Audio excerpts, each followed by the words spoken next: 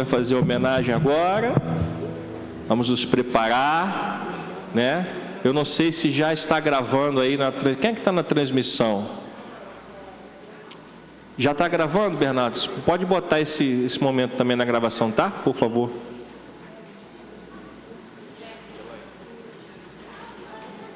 Obrigada. Deixa. Mãe de igreja, paz do Senhor. Quero agradecer em primeiro lugar a Deus, né? Que tudo é para Ele, por Ele, amém? Agradeço às coordenadoras, todos os trabalhadores, né? Principalmente a Priscila e a Renata, que prepararam hoje tudo com muito carinho. Ao Ricardo também, né? Que me ajuda nas cenografias. E foi montado um painel lá atrás, tá? Na cantina, ao final do culto. Dá uma passadinha lá atrás para tirar foto com as mamães, né? Os filhos e mamães, amém? Eu queria deixar um versículo que a coordenadora Renata escolheu, que está no primeiro livro de Reis, 3:26. Que diz assim: então se aguçou o amor materno da mulher, cujo filho estava vivo, e ela disse ao rei: ah, meu senhor, deem a ela o menino vivo, não o matem de jeito nenhum. Porém a outra dizia: ele não será nem meu nem seu, podem cortá-lo ao meio. Essa passagem é muito conhecida, né? A mãe, ela se posicionou.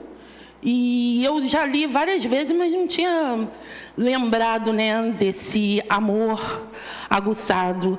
Em resumo, essa frase, né, então se aguçou o amor materno da mulher.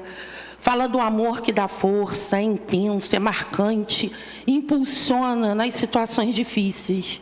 Mães a agirem de forma corajosa em defesa da vida dos seus filhos.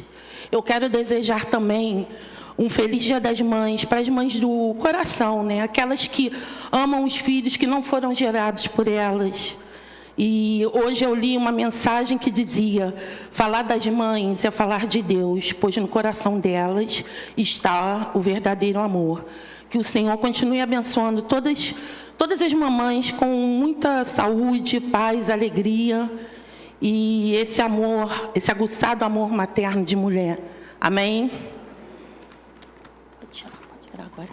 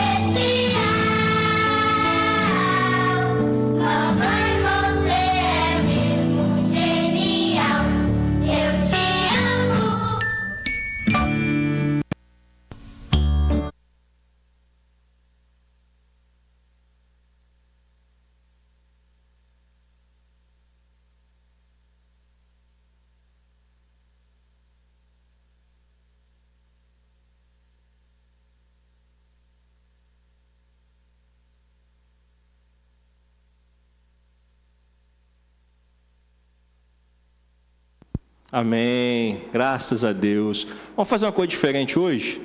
Quero chamar as mamães todas aqui em cima. Vamos ver as mamães todas aqui. Isso.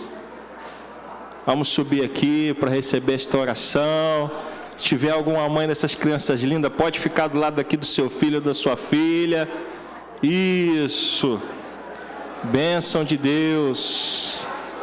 Pode subir, pode subir. Amém. Graças a Deus, é bastante mamãe, né? Que bênção. Pastor, você é doido, sou doido mesmo. Isso, vem cá, mamãe.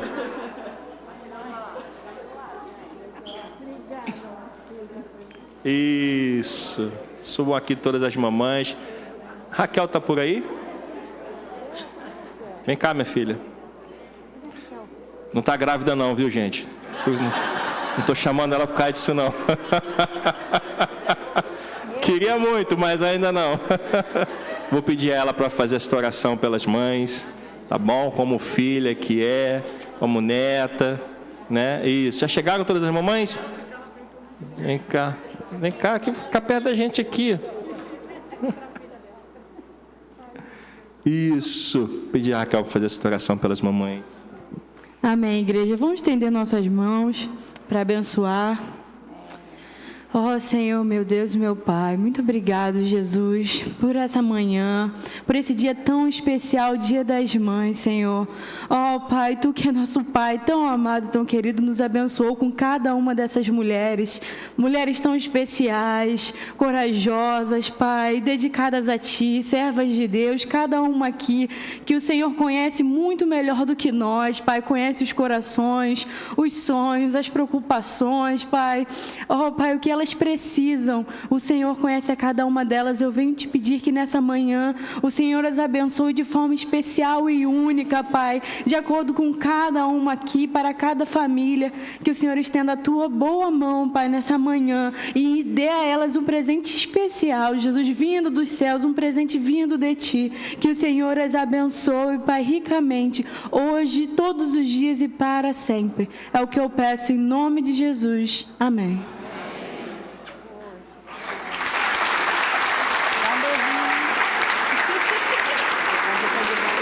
Parabéns, mamães. Deus abençoe vocês. Amém. Que sejam ricamente abençoadas nesse dia. Que o seu dia seja especial. A foto. Já fui convidado a descer, então tá bom.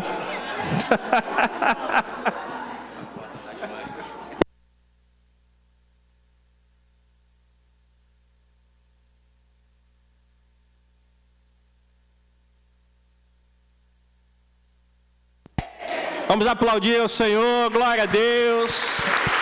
Parabéns, mamães. Deus abençoe vocês, em nome de Jesus.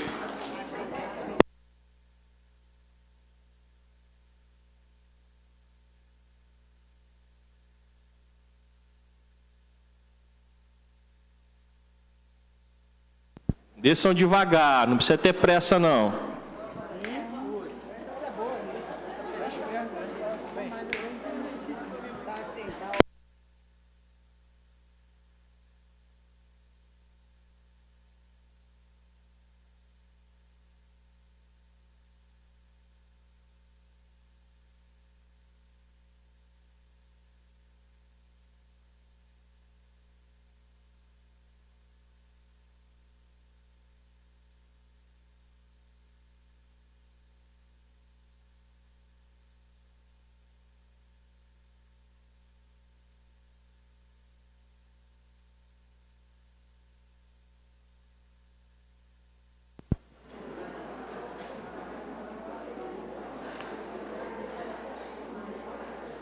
Amém. Que o seu dia seja muito especial. Amém, mamães? Que o seu dia seja muito feliz e abençoado. Quero convidar você agora a abrir a palavra do Senhor na carta de Paulo aos Filipenses, capítulo 2, a partir do versículo 12. Vamos ler até o versículo 18. Filipenses, capítulo 2, versículo 12. Se você já conseguiu abrir o texto, diga: eu amo a Bíblia. Ah, que bom. Você que não conseguiu abrir, pode dizer também: pastor, eu amo a Bíblia também, só que eu não encontrei. Filipenses capítulo 2, versículo 12. Assim, a palavra do Senhor diz: assim, meus amados, como vocês sempre obedeceram, não só na minha presença, porém muito mais agora na minha ausência, desenvolvam a sua salvação com temor e tremor. Porque Deus é quem efetua em vocês tanto o querer como o realizar, segundo a sua boa vontade. Façam tudo sem murmurações nem discussões, para que sejam irrepreensíveis e puros, filhos de Deus, inculpáveis no meio de uma geração pervertida e corrupta, na qual vocês brilham como luzeiros no mundo, preservando a palavra da vida. Assim, no dia de Cristo, poderei me gloriar de que não corri em vão, nem me esforcei inutilmente. Entretanto, mesmo que eu seja oferecido como libação sobre o sacrifício e serviço da fé que vocês têm, fico contente e me alegro com todos vocês. Assim também vocês, pela mesma razão, fiquem contentes e se alegrem comigo. Senhor, nos abençoa através da Tua palavra, que o Teu Espírito Santo possa falar conosco nesta manhã, segundo a Tua vontade e o Teu querer, em nome de Jesus, e que a igreja do Senhor diga amém. Nós estamos numa série de mensagens sobre a unidade da igreja, para nós podermos cumprir a vontade de Deus. Nós, como servos do Senhor, precisamos aprender a viver em unidade. A igreja, ela não avança para cumprir a sua missão, e já aprendemos que a igreja tem uma missão, amém? Qual é a missão da igreja? Ir e pregar o evangelho a quem? A todos. Mas a igreja não vai conseguir cumprir a sua missão se ela não estiver unida. E unidade é algo que precisa ser construído. Por quê? Porque nós somos pessoas diferentes, criados de maneira diferente, nós temos pensamentos diferentes, gostos diferentes, e estamos unidos pelo mesmo propósito. Então, Paulo está argumentando, e nós começamos a falar na semana passada sobre este assunto, especificamente sobre este texto de Filipenses 2, estamos falando sobre unidade há mais tempo, está tudo lá no YouTube, mas sobre Filipenses 2 começamos na semana passada, e o argumento de Paulo é que para que haja uma verdadeira unidade na igreja, a nossa mente precisa ser transformada. A nossa mente carnal, ela não vai conseguir viver em unidade, por isso é necessária uma transformação da nossa mente. A nossa mente precisa ser transformada em uma mente submissa. Mas submissa a quem? Submissa àquele que é o autor e o consumador de toda a fé, de toda a vida, que é quem? Jesus Cristo. Então, somente tendo uma mente transformada por Deus, nós vamos conseguir viver em plena unidade.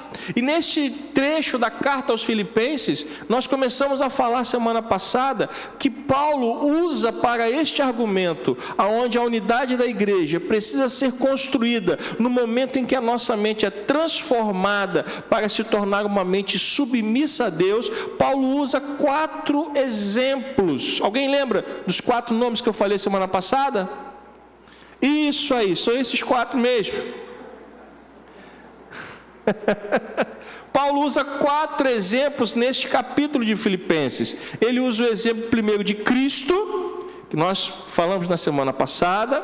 Hoje vamos falar de Paulo, porque ele usa o seu próprio exemplo. Depois ele usa o exemplo de Timóteo e Epafrodito. Então, Paulo usa exemplos de pessoas reais para falar sobre essa transformação que leva a igreja à unidade. Ora, quando Paulo fala de Cristo, e nós falamos isso na semana passada, Paulo disse que ele não se agarrou ao fato de ser o próprio Deus, mas ele se esvaziou da sua glória, e ele teve a sua mente transformada como ser humano, e foi obediente ao Pai. Ele se submeteu, ele se sujeitou à vontade do Pai até a morte. Ele não precisava ter feito isso, ele não precisava ter passado por tudo que passou, mas de forma voluntária e submissa, ele se sujeitou à vontade do Pai e foi obediente até a morte na cruz. Hoje nós vamos falar sobre o exemplo do próprio Paulo, e no versículo 12 do capítulo 2 de Filipenses, Paulo diz que ele espera que os seus filhos na fé, eles não sejam obedientes só quando ele está presente, mas ele espera a mesma obediência quando ele também estiver ausente. Ou seja, se nós formos obedientes somente quando o líder da igreja está presente, mas quando o líder da igreja não está presente, a gente faz o que quer, Paulo está dizendo, há alguma coisa errada com isso. E se isso estiver acontecendo, nós precisamos entender que a nossa salvação, ela precisa ser desenvolvida. Ora, meus irmãos, a fé, ela começa pequena. Jesus disse que é como um grão de mostarda, muito pequenininho, uma semente muito pequena, mas quando ela é lançada na terra, depois que ela cresce, ela vira uma grande árvore. Ou seja, a fé, ela começa pequena, mas ela tem que ir se desenvolvendo. Quando nós conhecemos a Jesus, nós chegamos da pior maneira possível, né? Estamos caídos, prostrados por causa do pecado, estamos vindo de uma vida nas trevas, mas quando nós conhecemos a Jesus, nós somos perdoados, nós somos lavados pelo sangue do Cordeiro. Você pode dar glória a Deus? E a partir deste momento, começa uma jornada de fé, que tem que ser uma jornada de crescimento, de desenvolvimento. A cada dia que passa, eu preciso amadurecer. A cada dia que passa, eu preciso querer conhecer mais esse Deus. É isso que Paulo está falando aqui. Isso passa por sermos obedientes, não somente na presença das pessoas, mas principalmente na ausência das pessoas, porque você pode estar longe do pastor da igreja, você pode estar longe dos diáconos, você pode estar longe do líder do seu ministério, você pode estar longe ou ausente da presença das pessoas, mas você e eu nunca estaremos ausentes da presença de quem? De Deus. Não há nenhum lugar neste planeta que você consiga se ausentar da presença de Deus. Davi disse isso num dos seus salmos: se eu subo ao mais alto dos montes, o Senhor está lá. Se eu desço ao mais profundo dos vales, o Senhor está lá. Se eu vou para o fundo dos oceanos, o Senhor também está lá. Ou seja, não existe nenhum lugar neste planeta, neste universo, que você consiga fugir da presença de Deus. Então Paulo está dizendo, sejam obedientes, não somente quando eu estou presente, mas principalmente quando eu estou ausente, e desenvolvam a salvação de vocês, amadureçam. Por quê? Versículo 13, porque é Deus quem efetua em nós tanto o querer como o realizar. Ou seja, este desejo de querer cumprir a vontade de Deus, ele é colocado em nossos corações, não pela nossa própria vontade, não pelo nosso querer, mas é um desejo que Deus planta em nós, o desejo de obedecê-lo, o desejo de conhecê-lo, o desejo de obedecer a sua vontade, mesmo quando ninguém está vendo. Porque o maior desafio não é ser obediente a Deus quando todo mundo está olhando, o maior desafio é quando ninguém está olhando. É nesse momento que as tentações chegam e querem nos tirar do caminho. E Paulo está dizendo, Deus quer efetuar em vocês uma mudança completa. Deus quer realizar em vocês uma mudança completa, uma mudança nesta maneira de pensar. Para quê? Versículo 14, para que vocês tenham uma atitude diferente, para que vocês possam viver nesta unidade que Deus deseja, sem murmurações, sem discussões. Versículo 15, para que sejam irrepreensíveis e puros. Ou seja, veja quanta coisa Deus quer fazer na nossa vida. Você pode dizer amém? Mas tudo isso passa por deixar Deus trabalhar. Quantas vezes a gente quer ver as bênçãos de Deus, quantas vezes a gente quer receber as bênçãos, mas a gente não quer deixar Deus trabalhar na nossa vida. Meu irmão, minha irmã, nós precisamos aprender que é Ele quem efetua o querer e o realizar, e para isso Ele vai ter que mexer em nós, Ele vai ter que tocar nas nossas vidas, Ele vai ter que consertar coisas que estão desajustadas, Ele vai ter que mexer em feridas que precisam cicatrizar, né? Você já passou por isso, quando você se machuca e está naquela casquinha, que todo mundo fica doido para tirar, né? Você está com a casquinha, aí você passa perto de alguém, já vem a pessoa assim, ó, doida para tirar a sua casquinha. Já aconteceu com você? O que acontece quando você tira a casquinha antes do tempo? Ela sangra, porque ainda não está preparada. Ora, para que haja a verdadeira mudança, Deus vai ter que tirar essa casquinha, Deus vai ter que mexer nessa ferida. Por quê? Porque Deus quer que você seja completo. E questões mal resolvidas não vão permitir que você entenda a plenitude de Deus. Então o Senhor, Ele vai ter que tocar em alguns pontos na sua vida que são sensíveis. Para quê? Para que sejamos transformados, para que possamos então, como eu falei no versículo 14 e no versículo 15, não sermos murmuradores, não vivermos em discussões desnecessárias, para que sejamos irrepreensíveis e puros, para que sejamos filhos de Deus. Ora, se você quer ser um filho de Deus, você precisa entender que Deus vai mexer na sua vida. Eu sei que nem todo mundo gosta de ouvir isso, mas se você quer se tornar um filho de Deus, você precisa entender que Ele vai tocar na sua vida. Eu estava escutando uma entrevista esses dias de um pastor, e ele estava citando o exemplo de Jó. Jó era um homem abençoado, né? Quando Deus fala de Jó, Deus fala, olha, é um homem justo, íntegro e fiel, e que se desvia do mal. Esse foi o testemunho que Deus deu a Satanás do próprio Jó. E o texto diz que Jó era um homem rico, era um homem que tinha posses, era um homem que tinha muitos filhos. E quando Deus elogia Jó, Satanás diz, ele é assim porque o Senhor o tem cercado, ele é assim porque o Senhor tem abençoado a vida dele. Toca no que ele tem e você vai ver que ele vai te amaldiçoar. Como se as bênçãos de Deus, elas estivessem condicionadas, como se o nosso amor por Deus também estivesse condicionado. Mas Deus disse para Satanás, tá bom, toca nele, tira tudo que ele tem, mas não toque na vida dele. Desse momento em diante, nós somos apresentados a uma série de tragédias que acontecem na vida de Jó. Ele perde os animais no campo, ele perde as suas propriedades, ele perde os seus filhos, e ele perde a sua saúde. Um homem que até então era visto como um homem abençoado. Mas quando você chega no final do livro de Jó, Jó diz a seguinte frase: antes eu te conhecia de ouvir falar, mas agora, depois de todo esse sofrimento pelo qual eu passei, mas agora os meus olhos, o Senhor teve que tocar na ferida, para que algo acontecesse na vida de Jó. Jó era um homem bom, Jó era um homem justo, Jó era um homem íntegro, Jó era um homem fiel, mas Jó conhecia a Deus de forma superficial.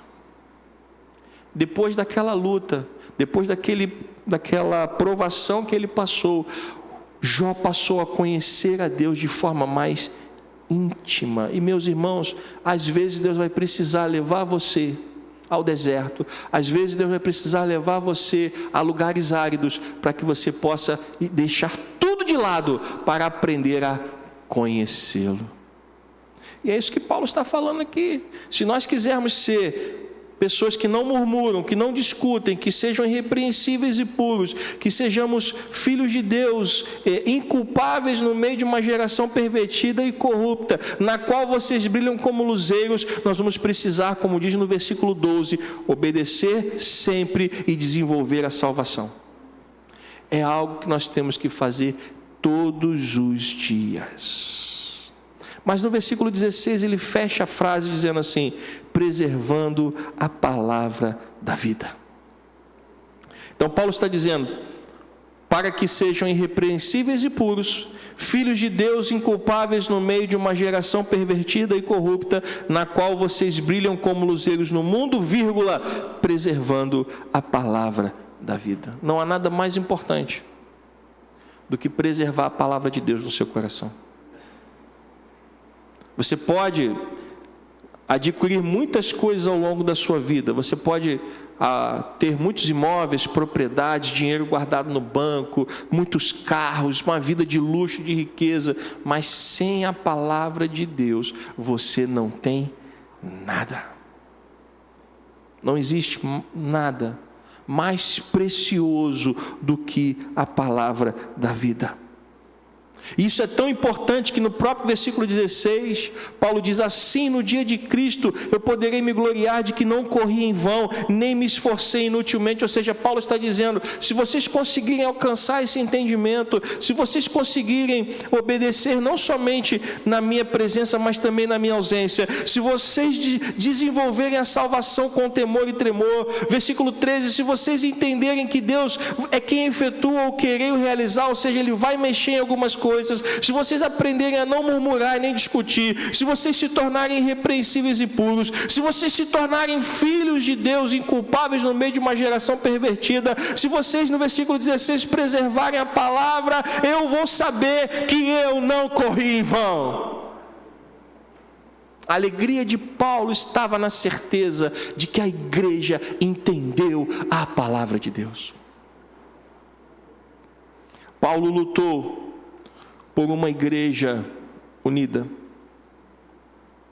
E Paulo está argumentando que a nossa unidade residirá na transformação da nossa mente carnal para uma mente submissa. E como eu disse, uma mente submissa a quem? Uma mente submissa a quem? A Deus. Deus, meus irmãos, precisa ocupar o lugar mais importante em nossas vidas. Você pode repetir essa frase?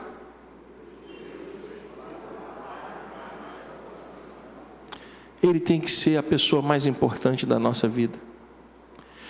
A hora que alguém te perguntar quem é a pessoa mais importante da sua vida, qual tem que ser a sua resposta? Deus.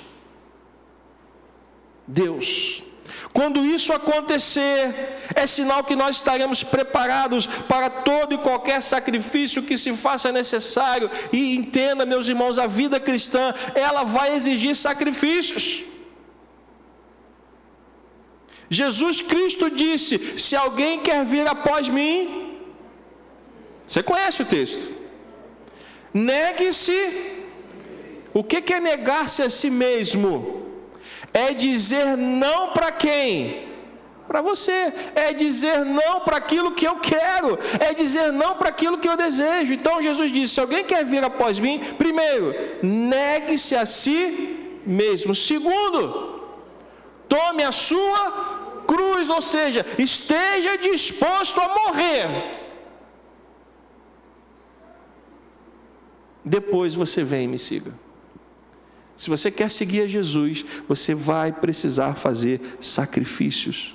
Se você estiver disposto a deixar que Deus transforme a sua mente para uma mente submissa a Ele, se você estiver disposto a deixar que Deus ocupe o lugar mais importante em sua vida, se você estiver disposto a desenvolver a sua salvação, você vai precisar fazer sacrifício.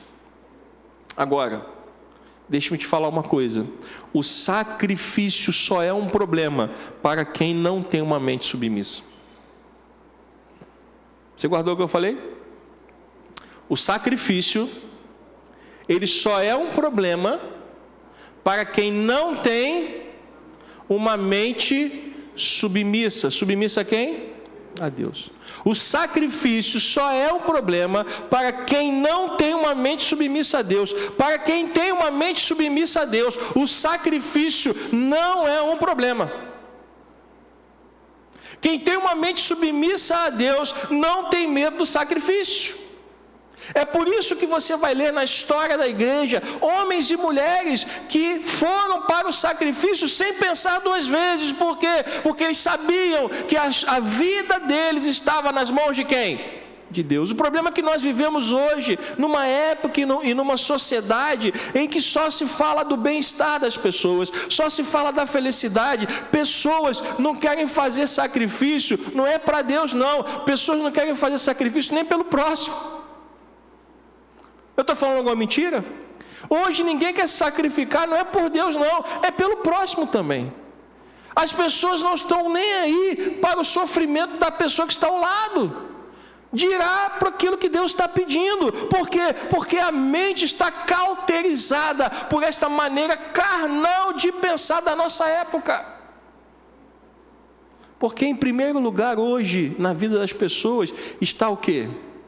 O seu próprio bem-estar. Eu primeiro. E em segundo, eu também. E em terceiro, eu de novo. E em quarto, eu novamente. As pessoas estão pensando assim, e pessoas assim não estão prontas para o sacrifício, mas quando há uma transformação, quando você tem a sua mente transformada, o sacrifício não vai ser um problema. E Paulo argumenta isso mostrando os exemplos na prática. Ele falou de 4 pessoas, você lembra quais são? Muito bem. Cristo, Paulo, Timóteo e Epafrodito. Paulo falou desses 4 exemplos, então vamos lá. Esses homens estavam dispostos a sacrifícios? Sim ou não? O que você acha? Jesus, Paulo, Timóteo e Epafrodito estavam dispostos a se sacrificar pela obra de Deus? Sim ou não? Onde está escrito isso? No próprio texto que nós lemos. Bote na tela, por favor, aí, versículo 7 e versículo 8. Sacrifício de Cristo. Pelo contrário, ele se esvaziou, assumindo a forma de servo, tornando-se semelhante aos seres humanos e reconhecido em figura humana. Versículo 8. E ele se humilhou, tornando-se obediente até o quê? Então Cristo se sacrificou? Então veja que agora Paulo vai começar a mostrar os exemplos de pessoas que estavam dispostas a se sacrificar. Por quê? Porque tinham a sua mente transformada. E a nossa unidade, ela só vai ser possível se as nossas mentes todas forem transformadas pelo Espírito Santo de Deus. Depois Paulo fala do próprio exemplo dele, versículo 17. Entretanto, mesmo que eu seja o quê? Oferecido como libação sobre o sacrifício e serviço da fé que vocês têm, fico contente e me alegro com todos vocês. Olha o que Paulo está escrevendo. Mesmo que eu seja oferecido como libação sobre o sacrifício e serviço da fé, eu fico... Como é que uma pessoa que pode ser sacrificada está contente? Somente através da mudança da sua maneira de pensar, da sua mente. Depois Paulo fala de Timóteo, versículos 21 e 22. Estou no capítulo 2 de Filipenses, não saí do texto não. Estou relatando o que Paulo escreveu no capítulo 2 de Filipenses. Falando de Timóteo, ele disse nos versículos 21 e 22. Todos os outros buscam os seus próprios interesses e não os de Jesus Cristo. Versículo 22. Quanto a Timóteo, olha o que Paulo escreve. Vocês conhecem o quê? O seu caráter provado, pois ele serviu ao Evangelho junto comigo, como um filho trabalha ao lado do... Aí você vai falar assim, pastor, onde é que está o sacrifício de Timóteo aí?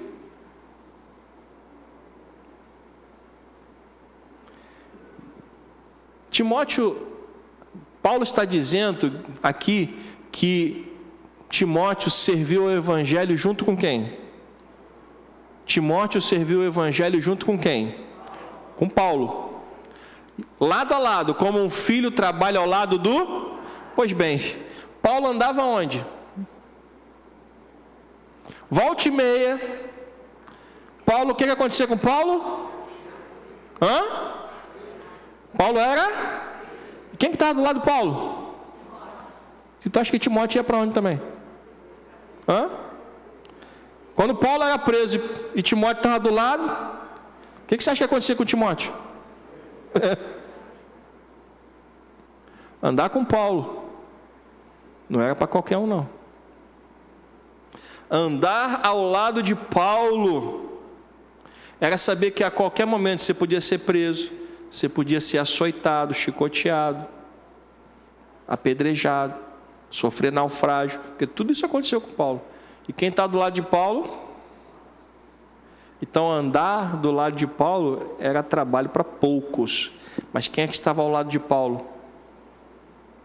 Timóteo. Timóteo poderia ter dito assim: isso aí não é para mim não, gente, pelo amor de Deus, esse homem aí tem alguma coisa, esse homem aí é um azarado, tudo acontece com esse Paulo, eu vou me embora. Não, Timóteo viu que Paulo era um homem de Deus, e Timóteo disse: eu vou andar ao lado dele, porque eu também quero ser um homem de Deus. E Timóteo estava disposto a sofrer o que fosse preciso para aprender com Paulo a respeito do Deus de Israel. Amém? E por fim, versículo 30. Agora falando de Epafrodito. Porque por causa da obra de Cristo, o que aconteceu com Epafrodito? Ele quase morreu arriscando a própria vida. Para quê? Por que Epafrodito quase morreu? Para quê? Para ajudar a igreja, para levar suprimento, para ajudar a igreja. Epafrodito quase morreu. Hoje você pede as pessoas para chegar 1 hora mais cedo do culto, a pessoa fala: sério? É muito cedo, pastor. Vamos marcar um culto de jejum na igreja 6 horas da manhã. Tá maluco, pastor? 6 horas da manhã eu estou dormindo. Epafrodito foi levar suprimento, foi ajudar a igreja e quase morreu. Uma mente submissa, ela não vê problema em se sacrificar. Mas uma mente que não foi transformada, ela não quer sacrifício de maneira nenhuma. Então nós precisamos entender que Paulo está aqui dizendo que a unidade da igreja, ela depende dessa mudança da nossa mente. Ela depende dessa transformação. Por quê? Porque se nós tivermos uma mente transformada e submissa, então nós vamos viver para os outros. Por quê? Porque nós vivemos para Cristo. Quando você vive para Cristo, você também vai viver para quem? Para o próximo. Quando você vive para Deus, você vai aprender também a viver para quem? Para o próximo. Quando Jesus chegou na beira da praia e chamou Pedro para um particular, Pedro fez uma pergunta, Jesus fez uma pergunta a Pedro, a mesma pergunta 3 vezes. Qual foi a pergunta? Pedro, tu me amas? E Pedro respondeu 3 vezes a mesma coisa. Qual foi a resposta? Sim, Senhor, tu sabes que eu te amo. Então Jesus chama Pedro no particular e diz: Pedro, tu me amas? E Pedro diz: sim, Senhor, eu te amo. Quando Pedro responde isso, o que Jesus diz para Pedro? Então, faça o quê? Apacenta as minhas ovelhas. O que é apacentar? É cuidar. Ou seja, Jesus está dizendo para Pedro: se você me ama como você está dizendo, demonstre o seu amor por mim fazendo o quê? Cuidando das ovelhas, cuidando do próximo. Então, o nosso amor a Deus, ele é demonstrado quando eu cuido de quem? Do próximo. Pastor, quem é o meu próximo? Pastor, quem é o meu próximo? Discretamente, dá uma olhadinha assim para o lado assim, ó. Discretamente, não precisa olhar de forma muito, ostensiva, não. Não é um rabo de olho. O próximo está aí pertinho de você. Mas pastor, é só quem está aqui do meu lado? Vira o pescoço para trás um pouquinho que você vai ver outro próximo.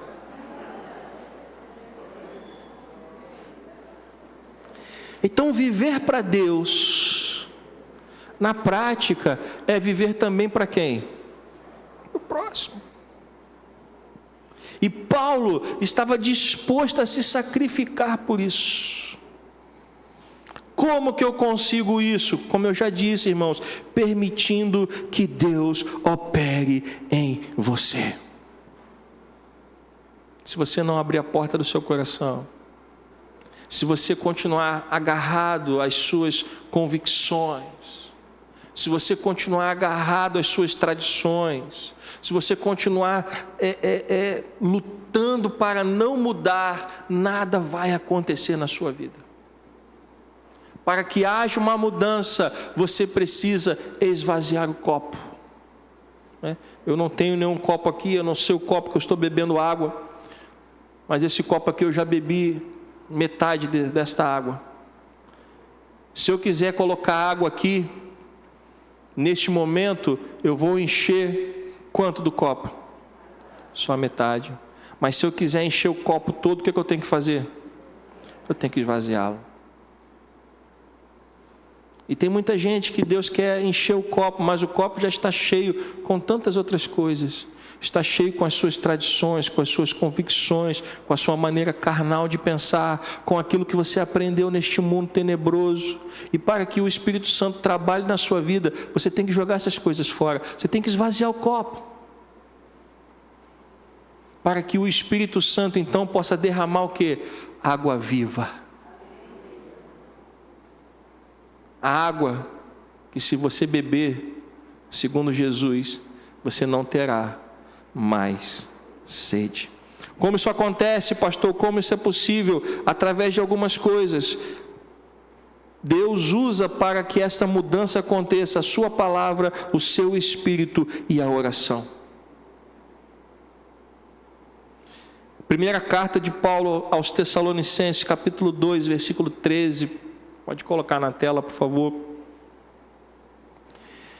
Primeira carta de Paulo aos Tessalonicenses, capítulo 2, versículo 13.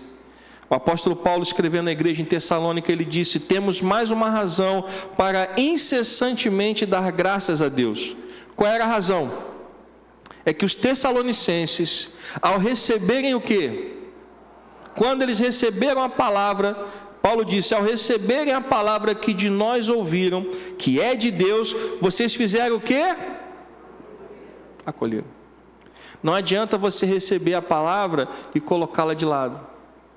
Não adianta você vir para a igreja, ouvir a palavra e quando cruzar aquelas portas, não lembrar mais do que você ouviu. A palavra ela tem que ser acolhida no nosso coração para que haja verdadeira mudança. E Paulo está dizendo: eu dou graças a Deus por vocês, porque ao receberem a palavra que de nós ouviram, que é de Deus, vocês a acolheram, não como palavra humana, e sim como em verdade ela é a palavra de Deus, que está atuando eficazmente em vocês que creem. Ou seja, a palavra, quando ela é acolhida, ela começa a agir em quem?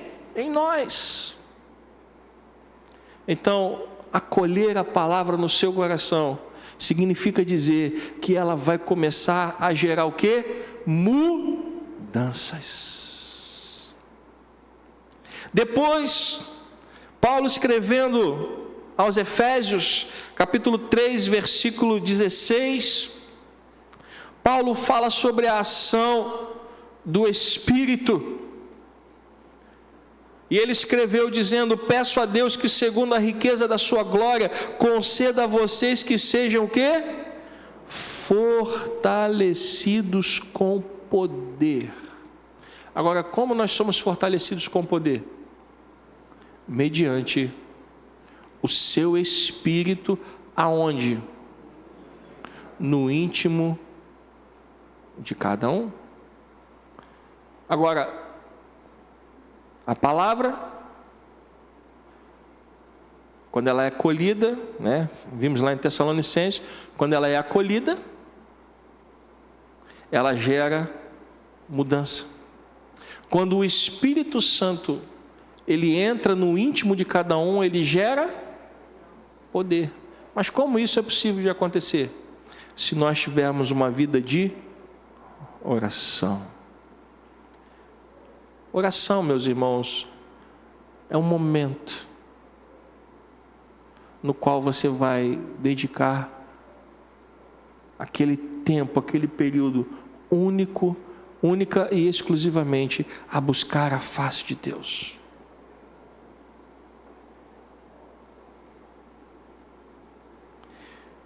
Eu não separei aqui, mas me veio aqui a memória, Mateus capítulo 6. Eu quero concluir com isso.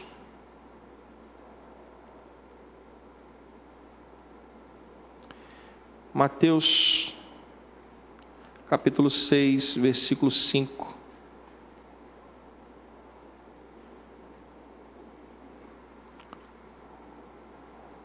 Sobre o que nós vamos fundamentar esta mudança. A palavra,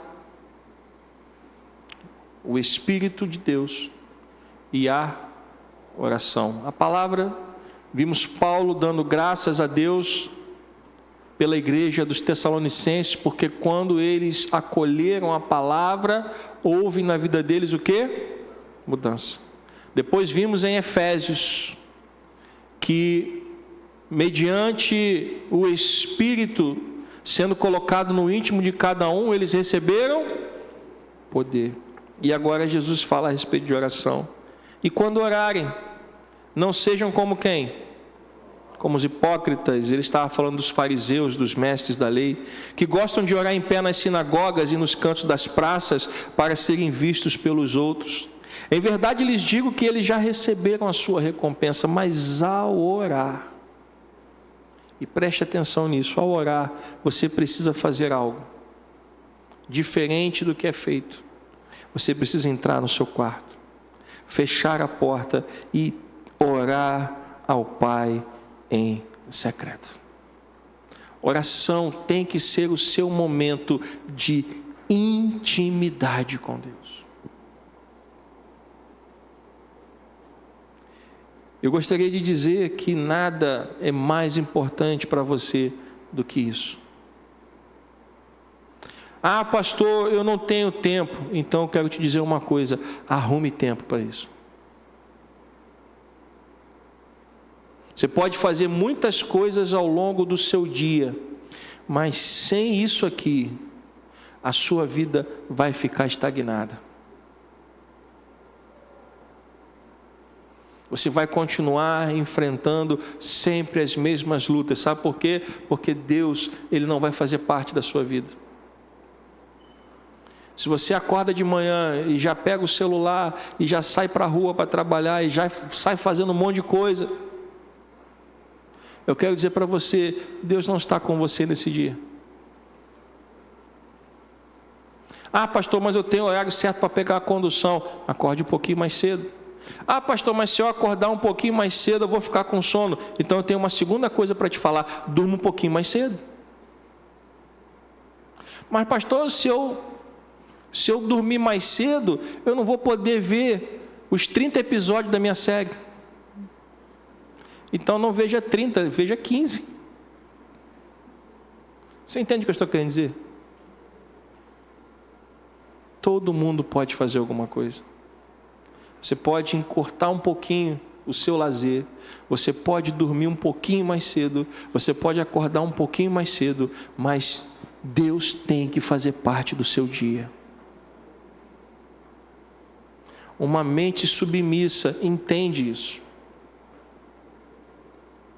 E eu quero dizer para você, não é fácil.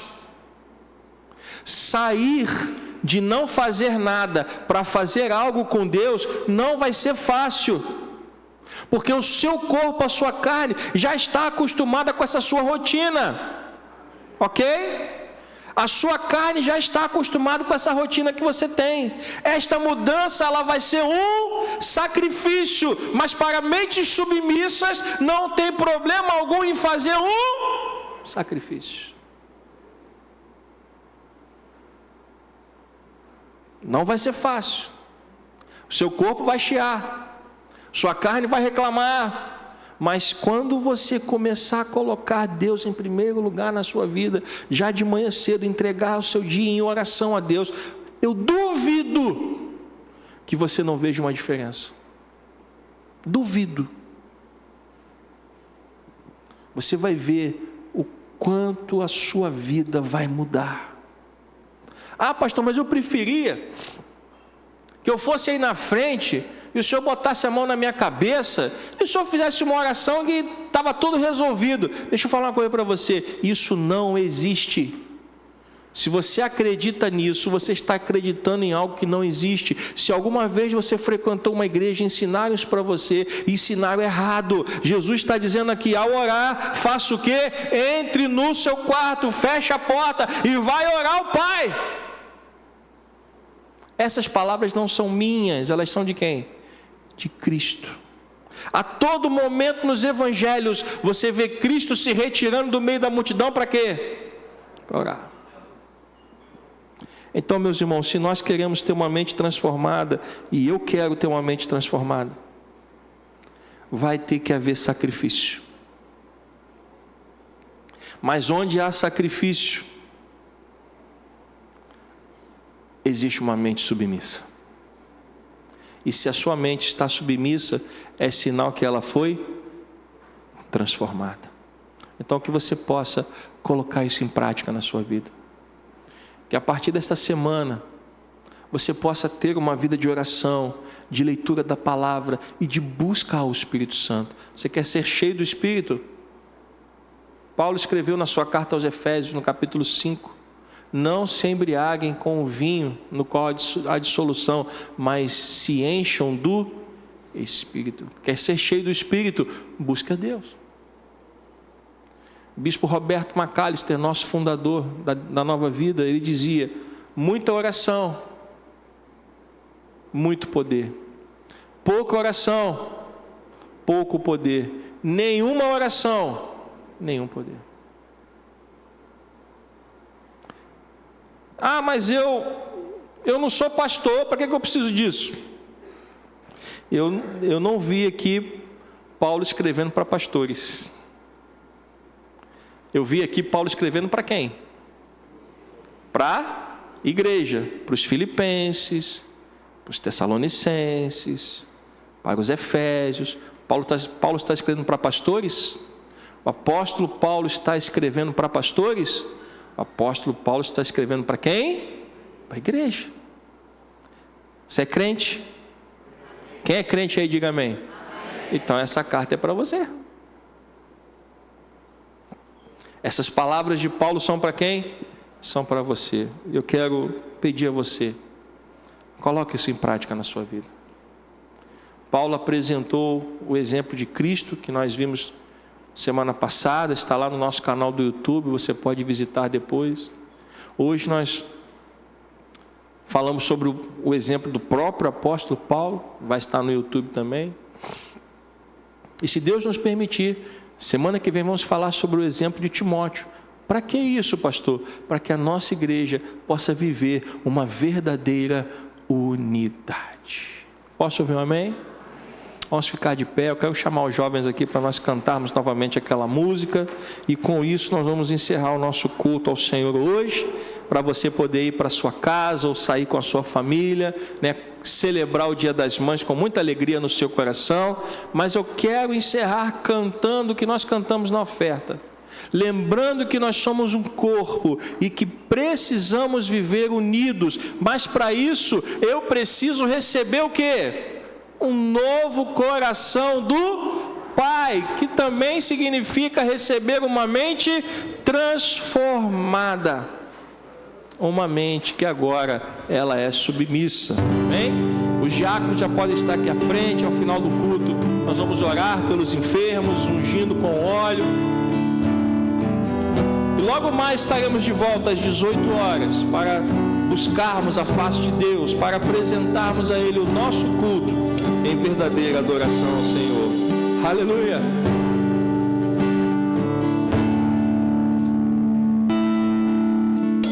Recebi um novo coração do Pai.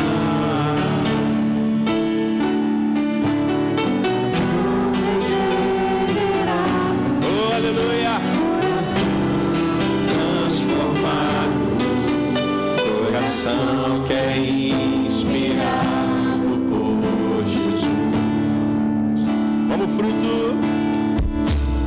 fruto deste novo coração, eu declaro a paz de Cristo. Te abençoo, meu irmão, preciosa é a nossa comunhão. Somos corpo e bem ajustado, totalmente ligados, unidos, vivendo em amor, uma família, sem qualquer falsidade, vivendo a verdade, expressando a glória do Senhor. Uma família, vivendo compromisso, grande amor de Cristo. Eu preciso de ti, irmão, precioso és para mim. Somos corpo,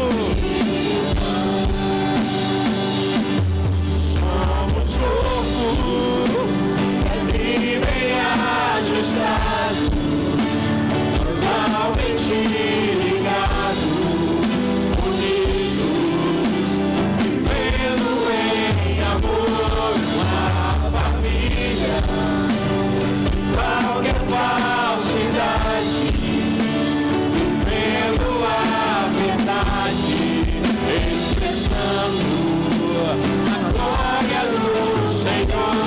Uma família, vivendo compromisso, um grande amor de Cristo. Eu preciso de ti, querido irmão, precioso és para mim.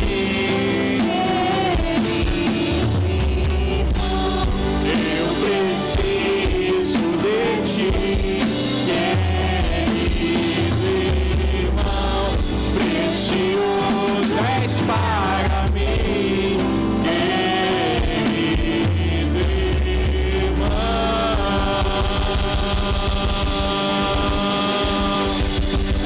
Aleluia! Obrigado, Senhor. Obrigado, meu Pai. Transforma as nossas mentes, transforma o nosso coração, ó Pai, para que a nossa unidade esteja apoiada em base sólida, ó Deus, que nós possamos nos importar com o próximo, que nós possamos colocar, Senhor, o Senhor em primeiro lugar nas nossas vidas, ó Pai, que possamos te buscar logo ao amanhecer, ó Deus, que possamos estar preparados para qualquer sacrifício que se fizer necessário segundo a tua vontade, ó Pai. Pai querido, Pai amado, abençoa as famílias nesta manhã, abençoa as mamães nessa manhã, ó Pai, abençoa o teu povo nesta manhã, eu te peço, Senhor, e leva-nos agora em paz e segurança, nos dá uma tarde abençoada, que todas as reuniões das famílias sejam ricamente abençoadas, meu Pai. Em tudo nós te louvamos e em tudo nós te agradecemos, ó Pai. Bendito seja o teu nome para todos sempre. E que a graça do nosso Senhor e Salvador Jesus Cristo, o amor de Deus, o nosso Pai, a comunhão e as consolações do Espírito Santo sejam sobre nós, Igreja do Senhor, não só hoje, mas para todos sempre, e que a Igreja do Deus vivo diga amém. Deus te abençoe. Vá em paz, uma tarde abençoada, em nome de Jesus. Amém.